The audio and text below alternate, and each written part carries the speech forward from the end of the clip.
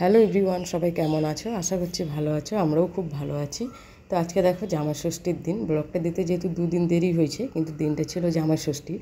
তো সবাই সকাল সকাল উঠে কাজে মন দিয়ে দিয়েছি, কারণ 4 জামাইকে নেমন্তন্ন করা হয়েছে। অনেকটাই চাপ ছিল, 4 জামাইকে ফোঁটা দেওয়া, খাওয়ানো, মানে অনেকটা চাপের বিষয়। তার জন্য একদম সকাল সকাল ঘুম থেকে উঠেছি আমরা, নিজের সমস্ত কাজকর্ম সেরে স্নান সেরে প্রথমে আমি ঘরটা পরিষ্কার করে নিলাম, যেহেতু জামাইরা আসবে তাই ঘরটা পরিষ্কার করে বেডশিটগুলো চেঞ্জ করে দিলাম। তো বেডশিটগুলো চেঞ্জ করেই চলে লেগে গেছি রান্নাবান্নায়, কারণ মা একা রান্না করতে এতটা পারবে না, আর এমনিতেই যা গরম ছিল, তার জন্য আমিও মায়ের হাতে হাতে কিছু রান্না করে দিয়েছি। তো সমস্ত কাজ গুছিয়ে দেখো পুরো রান্নায় লেগে গেছি। প্রথমেই হচ্ছে এই মাংসটা, ব্রয়লার মাংসটা ম্যারিনেট করে রেখে দেবো, কারণ এই মাংস, চিংড়ি মাছ সব কালকেই নিয়ে আসা হয়ে গেছিলো, খালি খাসি মাংসটাই আজকে আনা হবে। তো আমি প্রথমে মাংসটা ম্যারিনেট করে রেখে হচ্ছে হালকা খাবারগুলো বানিয়ে নিলাম গ্যাসে, আর মা ওইদিকে উনুনে মানে ভারী খাবারগুলো বানাচ্ছে। তো আমি দেখো তারপরে একটু সুজি সিমাই বানিয়ে নিলাম। এমনি বেশি কিছু বানানো হয়নি, কারণ কেউ খেতে চায় না, খাবেও না সেইভাবে।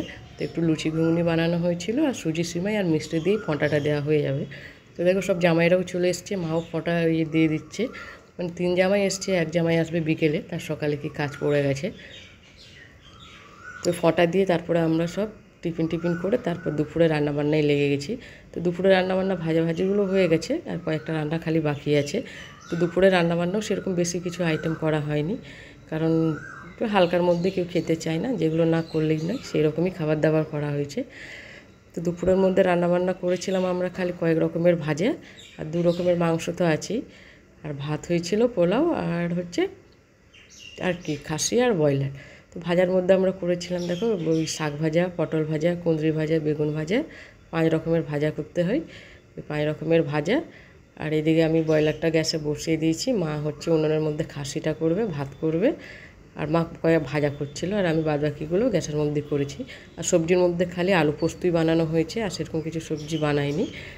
তো যাই হোক, সব রান্নাবান্না করে জামাইদেরকে টাইমে খেতে দিতে হবে, তাই খেতে দেওয়া হয়ে গেছে। এই সবাই খাচ্ছে বসে দেখো।